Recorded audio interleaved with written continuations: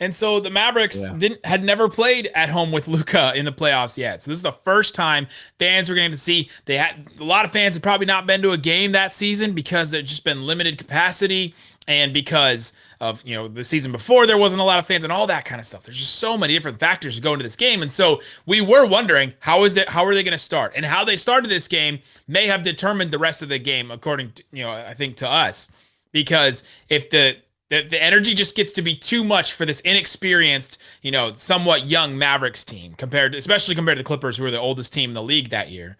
So you're like, okay, are they just going to come in and the moment's just going to be too big for them? Is it just going to be too big? And it was the exact opposite to start. They start the game out 28-11 and go out to this run. They're just hitting threes. If I'm looking at the box score right now, Luka comes in and hits a jumper, hits a three. And then he hits another three. Hardaway hits a three. Luka hits another three. Porzingis hits a little jumper, and then he gets the and one and scores. Porzingis a three. Maxey a three. Hardaway a three. Dorian a layup at the rim. And then the big change. This is kind of the big what if to me for this whole thing, and it was actually in the game. Rick Carlisle decides at about the 5-minute mark in the first quarter to take out Luka and put in Brunson. And from that point, the Mavericks are up 28-11 in the first quarter. 11 points. They'd only scored 11 points at that point. They take out Luka, and then just all of a sudden, the Clippers just start to come back, and they get closer, and they get closer.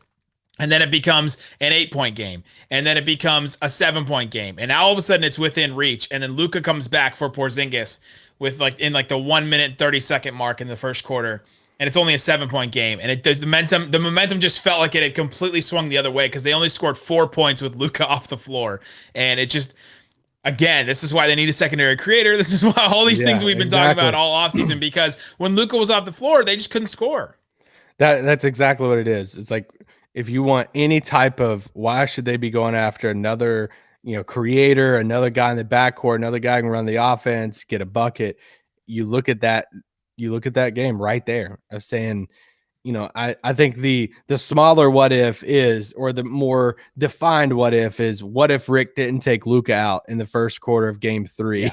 Yeah. We're doing the bigger what if of saying, let's just say they won that game. What if Dallas wins game 3, whether Luka stayed in or not? How does that change the rest of the series? And I think we would both say, if they won game 3, they're winning the series.